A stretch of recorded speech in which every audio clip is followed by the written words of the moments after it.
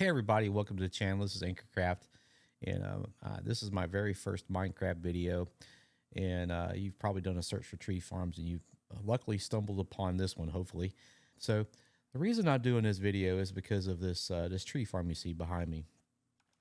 This is a very popular design. It's by Shulkercraft, and I was looking at this design, and I was also looking at the Logical Geek Boy's tree farm, and I decided to go with this one because I've built a lot of Shulkercraft stuff, and their farms don't disappoint. And I've got some of Logical Geek Boy stuff as well, but I went with this one because it was a little bit, I guess, more compact, which means it's a little bit cheaper to make. So I went with it and I built it, and this thing will churn out some logs.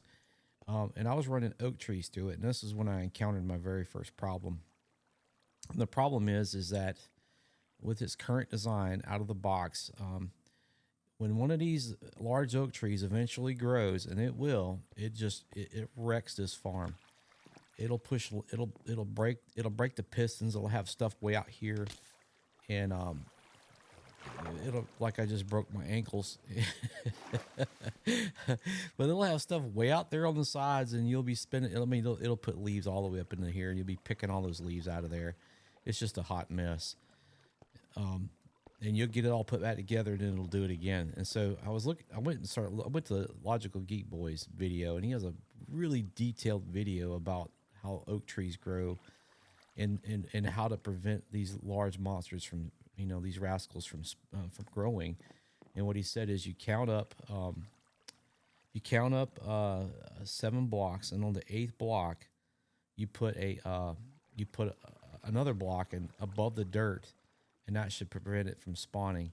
And it did it, and it fixed the farm. So if you've built this farm and you're having problems with the large oaks, put a block there and it should fix it. The next thing that I encountered, while this is not necessarily a flaw with the farm, because this farm is not necessarily advertised as an all-in-one type tree farm. If you decide you want to try to run jungle trees through this, what you're going to find, just like I did, you're going to run out of saplings before you run out of bone meal, most likely.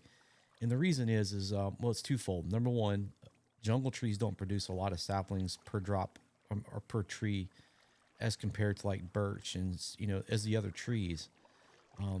And with this design only being a 1 block gap with a single piston, it's not, there's not a lot of real estate available for trees, for for leaves to grow to begin with. So that also limits the ability of this farm to make it viable as a jungle tree farm. So, like I said, I'm not trying to take nothing away from this design, because after having built a redstone contraption, a tree farm, I could tell you that, in my opinion, at least this is my humble opinion, this thing is a redstone masterpiece with regard to how compact it is and how there's not a single block that's wasted. It's a great design. I think they give credit to a gentleman. His name is Oculate10 or something like that. He's closed up his shop. His page is no longer active, but for just to keep it simple, I'm just going to refer to this farm out as Shulkercraft's farm. So we're going to switch to, anyway, before I get ahead of myself, I'm fairly new to Minecraft. I haven't been playing as long as most, but I got to looking at this, and I was like, I wondered if I could come up with something, maybe not necessarily a completely brand new design, but something that could come up with something that could make this where I could grow oak trees. Jungle trees too. And fix the oak tree problem. And I just for no other sake than if I could, I wanted to see if I could do it. I love a good challenge, and I figured let's give it a shot. And I had a lot to learn, and it was a lot of fun in the process. And I put my whole survival world on hold to go down this rabbit hole of a tree farm. And anyway, y'all, we're gonna switch over to my little redstone world, and I'll show you what I've come up with. So if you stand by here for a second. So here we are in my little redstone tester world. We're going to start off where I started off, and that's with, I can follow directions with the best of them, and I can, stitch together somebody's, if they got a really good laid out pattern, or, for building something, I can follow that. But I figured if I'm going to make something original, that's a chicken farm disaster that I was playing with, I better start learning these redstone circuits. So I went to Mumbo's channel, and he has a video with 25 circuits you need to know. And so I built them all, and in the process of building them, I learned, and I want to have a place that I could quickly reference them. So I just built them all. And as a matter of fact, ended up using several of the circuits that's in this. So if you're new to redstone and you want to learn it, this is a great place to start. I highly recommend it. It's a great job, Mumbo, as always. His videos never disappoint. So the first thing I did is I started planting trees, and I started planting piles of them, the jungles and the oaks. And what Logical Geek Boy, like I said, he recommended count up 7 and put a block on the 8th above the 7th, and that'll stop the large oaks. But I went up one more just to see, because I kept noticing these large jungle trees growing. So I was wondering if maybe I could capture an extra block from it.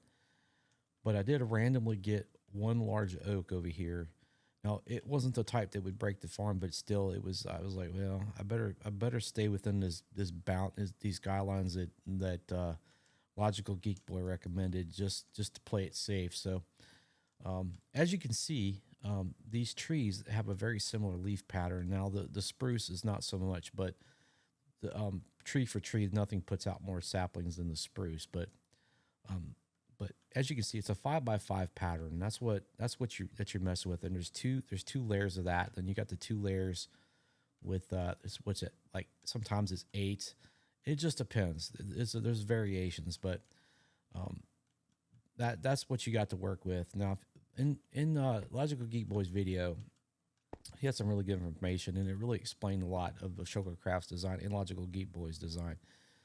In the bottom row, where the dirt block is, where you would plant your sapling, there could be any block around it. Doesn't matter. It won't affect the growth of the tree whatsoever. The second row and above is what matters. As long as it's an oak, as long as it's a log, a strip log, or leaves, it won't affect the growth of the tree. If it's anything but that, the tree will still grow, but you're going to have to put piles and piles of bone meal to it to get it to go. And that stuff's expensive, so you don't want to waste any. So that's the reason why they have all the components in that area are all logs. So now it all made sense to me. But that whole design got me thinking, and I was looking at it, and I was like, well, this part with the piston pushing is viable. And so my idea was I would have 2 pistons. They'll push the first 2 rows of logs out, and that would leave me. My idea was to use double piston extenders to smash the leaves on the sides, and then to use a flying machine to go down the center to smash the leaves and strip the logs off. And that would give me this whole area to start all over with. And I was hoping that I could create a viable and sustainable jungle tree farm in conjunction with the other type of farms. So that was my idea, and that was easy to come up with. The hard part was actually bringing it to fruition, because I really didn't know I didn't know redstone that well. So all of this you see here is me playing around with redstone, working out what doesn't work, spending more time figuring out what doesn't work than what does, but learning a lot in the process, like learning that the double piston extender can only push 11 blocks because one of the pistons counts as 12. And as you know, if you don't know, a piston can only push 12 blocks. I wish it could push 13, but it doesn't. It just pushes 12. So that's a limitation you have to work inside of. This double piston extender is something I got from Mumbo Jumbo circuits list over there. And this is a triple piston extender I found somewhere on the internet. And as you can see, this is just a train wreck. But it does work. So learning how to figure out timings and all that, I spent a lot of time with that. And then I got sidetracked chasing a two wide double piston. I started playing around with that. That's not mine, but I kept playing around with it. And I finally, I got it to work, and I finally arrived at this design here. And this is my design. I created that here, in this little world. Now, I'm not saying I'm the first one that ever created this circuit, because, logically, there were so many people playing this game, and in so many years it's gone by, somebody is bound to have created this before. So, anyway, nevertheless, I went back out on the internet looking for a double piston extender that would be, that would work for my situation, and I stumbled upon this on Reddit, and this thing is beautiful. I don't know who created it. If you do, anybody that does, or if you're the person that does, please leave me a comment. And I'll give credit where credit is due, because this thing is a piece of this thing is a work of art, because it's tileable and single rows. It's perfect. So with that, with knowing now that I had a solid design for a double piston extender, I went to work on laying it out, and this was my plan. I was going to have one on each side, and just like I said, I would send a flying machine down the center, and I'd strip the logs off because, well, I had to get rid of the logs some kind of way. I just couldn't have the flying machine running into the water. So the flying machine would come up here, a set of pistons would strip the logs off, and then it would get stripped off again and sit towards the TNT duper. What I had to work out was I had to work out how this flying machine, what can a flying machine do? You know, how many logs can it push? And what's the limitations of that? As it turns out, it can do 5 max, but because it still has to work within the boundaries and limitations of what a piston can push. But reliably, in the way it's set up, I was only going to be able to push 4. So with the 2 bottom rows and that gives me 6 logs that I was going to be able to get. Maybe a little bit less than I was hoping for, but it is what it is. The next thing I had to work out, I was playing around with, this is Shulkercraft's, the whole, how do you get a tree to grow and get a signal out to time a farm? And I kept looking at this design, and this is way beyond my understanding. This is so complex that I know there's some of you out there that could like, oh, that's something. Look at that. It just talks about, I'm just saying, I am not there yet. So I went and looked at Logical Geek Boys, and Logical Geek Boys channel is great about explaining how stuff works. And this is simple. You plant a block, and this comparator reads that block. When you plant a sapling, the tree, when a sapling turns into a tree, there's a block there momentarily. This comparator reads through that block, and it reads the contents of this dispenser. If it senses anything, it sends a signal to this block, which powers this repeater, which is basically the timing circuit for this entire, his entire tree farm and my entire tree farm. And this is it. This is the tree farm. This is my very first tree farm. And it works. Is it perfect? No. It's enormous monstrosity, but this is my very first redstone contraption that I ever created. Now, I will say I used components from other people. Like these are this is RS Norlatch switch system that Mumbo Jumbo created. I used this little redstone bit here to light, to keep the blocks lit up for whichever one you select. This is a tree selector panel. It selects, and what it does is it controls this redstone circuit here, which raises and lowers this switch right here. It turns off this timing circuit, which also controls that's what prevents the large oaks from growing. But yeah, this was my very first attempt, and basically the way it works, it again, you plant a tree, it grows, signal gets sent out, these pistons fire. Eventually, the time these doors close, smash the leaves. The flying machine comes across. The logs get stripped off if there's any to be picked off. This block gets raised out of the way so the flying machine doesn't take it. And then this block drops down. The dirt block drops down to prevent you from planting another sapling while the flying machine's in motion. Because if you do that, and I did, all that mess gets smashed over here, and then you got to go back and fix all that and root all the trees and stuff out and rebuild it. And so those were the hard lessons learned in the process of building stuff that I just, you sit and you think about it, but you can't predict everything. And so that was what the whole purpose of that circuit was for. This is a dropper which returns saplings to you from an item sorter.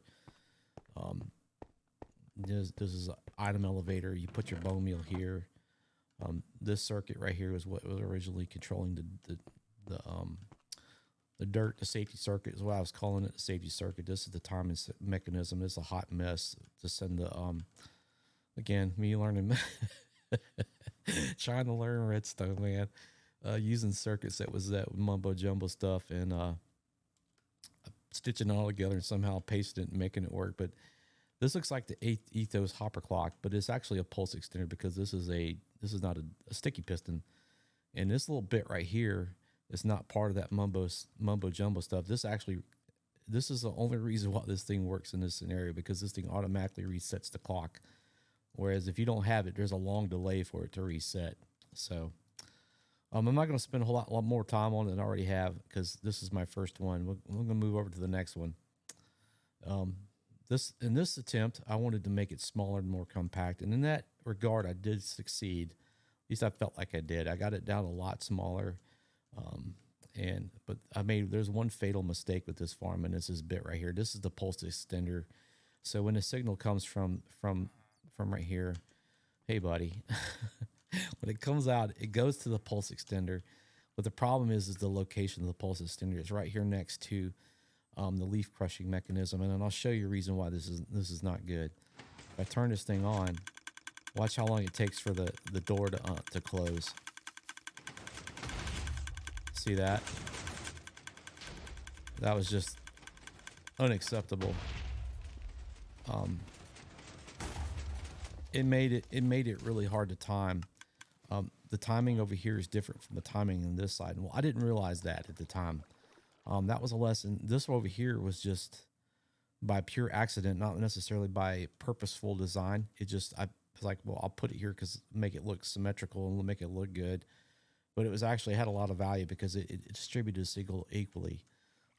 That was a hard lesson I learned on this farm. And the other parts of this farm that I kind of briefly touched on, I still hadn't really mastered was the whole sending stuff up a dropper elevator. I just threw redstone until it finally worked. I really didn't understand how it worked, but I got it to work. And I knew in my next design I needed to like really figure that out and understand it. But essentially, this is all the circuits that are here are the same exact over here. They're just presented in a little bit cleaner fashion. The TNT duper is word for word plagiarized from Shulkercraft. This is similar in design, but pretty much the same thing. But I was not happy with the leaf smasher doors. They just, I don't know. I ended up using my design after all, but I really hated the way they looked. And here's the module. I was playing around trying to make it a little bit more foolproof using sticky piston deals here. And it just, you see how they're not the same? It's really hard to time these out because they're two totally different circuits done in a different way. See how they're using these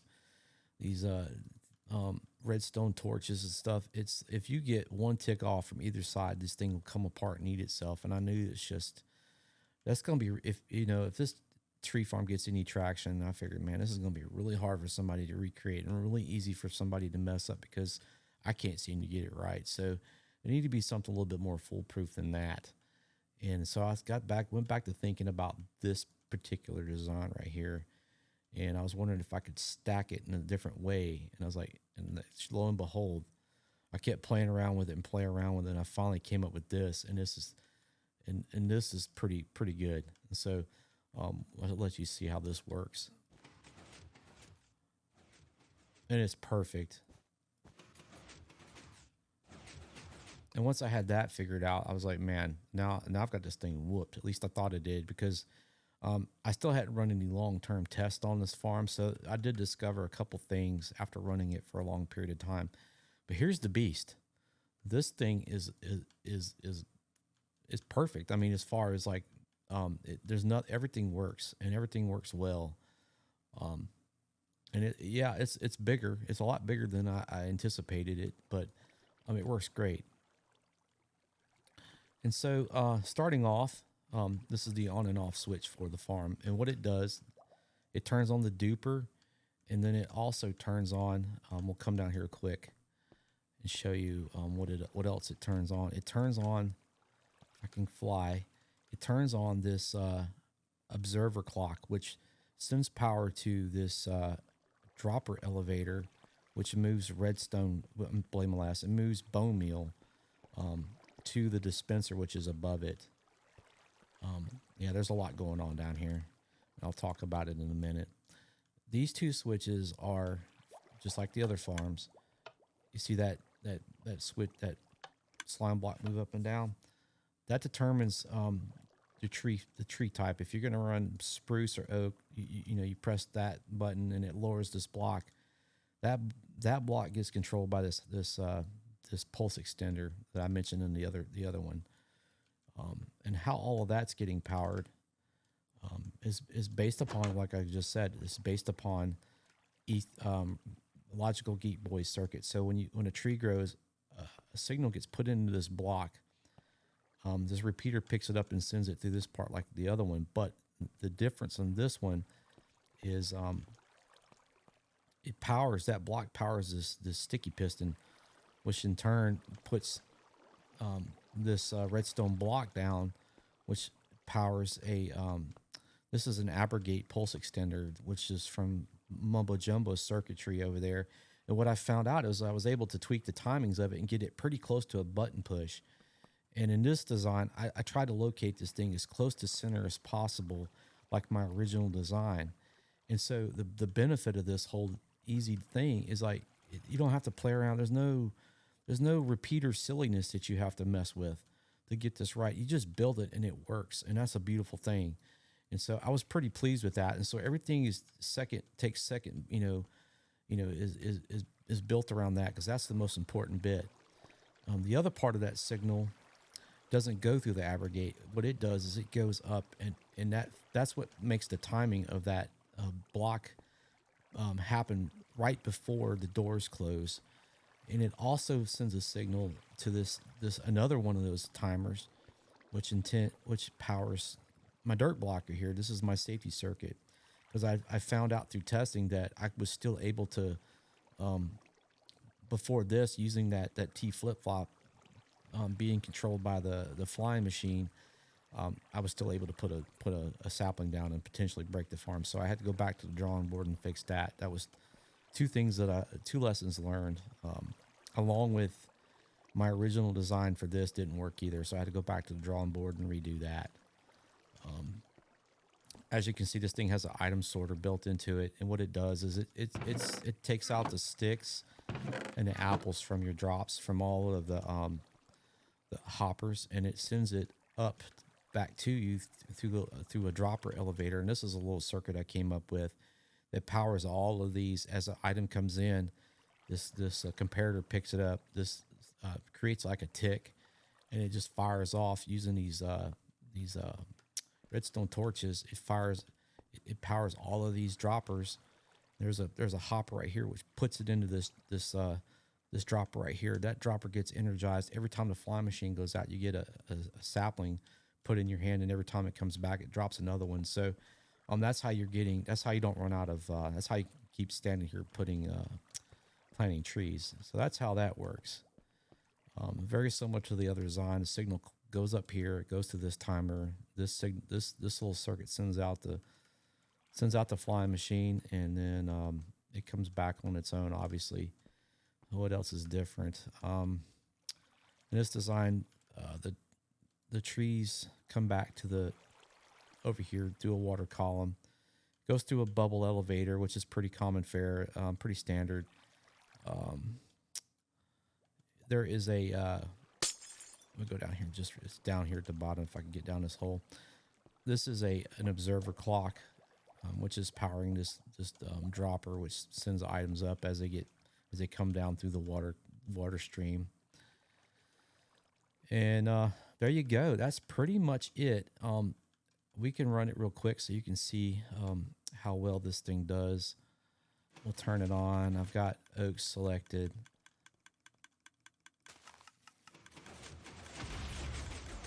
Doors closed. Dirt's out of the way. That block went up. Block comes down. Dirt comes up. Watch the dirt. Boom. It's gone. There's no way you can plant another tree by accident.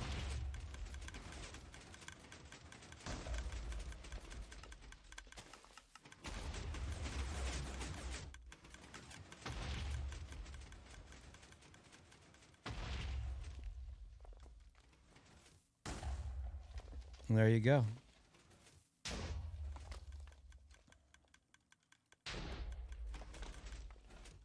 It works great.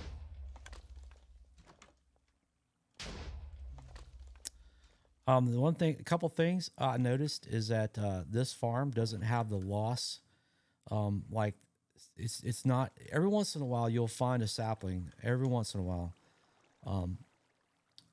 nothing compared to what the Shulkercraft one and these two designs over here. I think the most of the loss over here is occurring because the doors aren't timed very well, just by the design. There's a lot of loss occurring there, but this one, like I said, every once in a blue moon you'll find one, so nothing like the other one.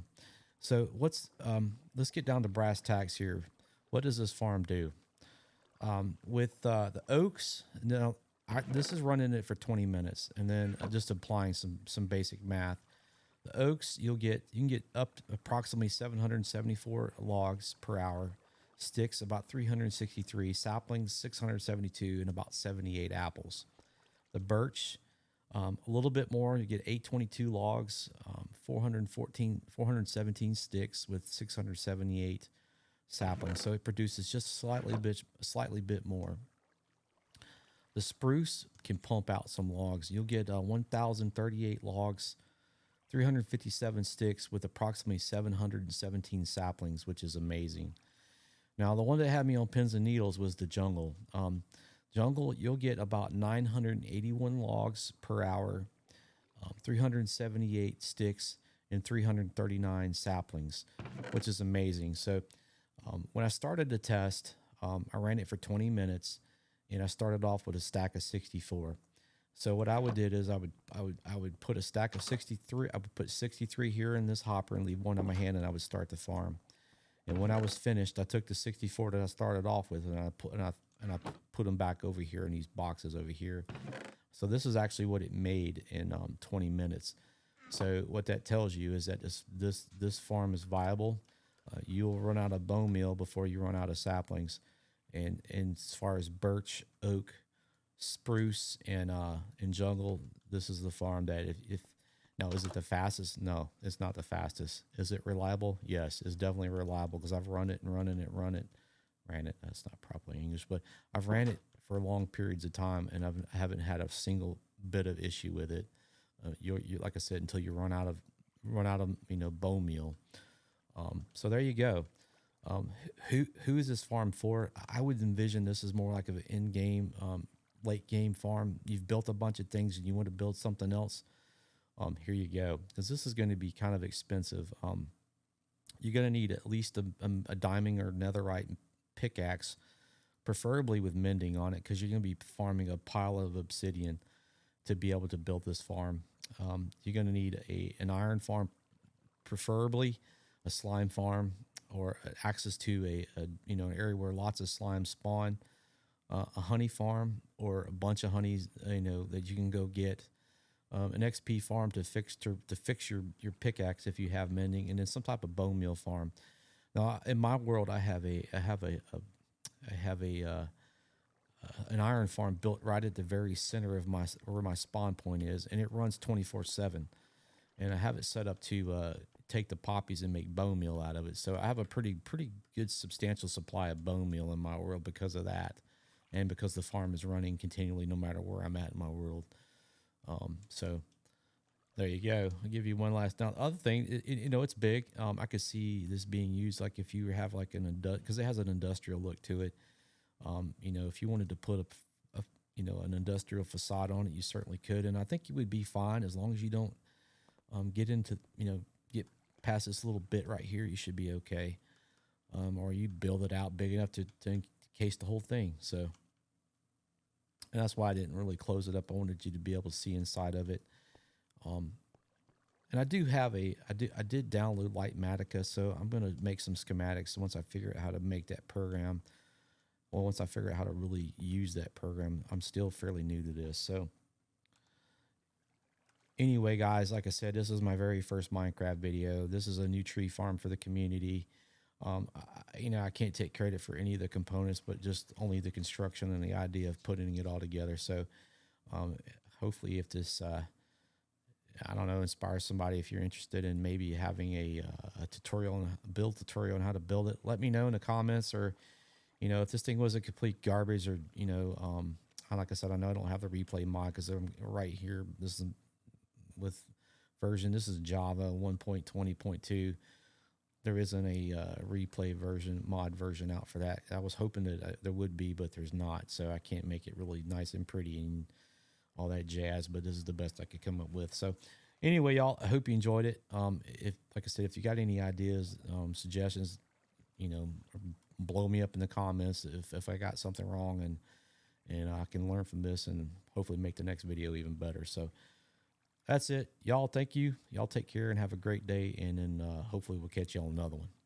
Bye.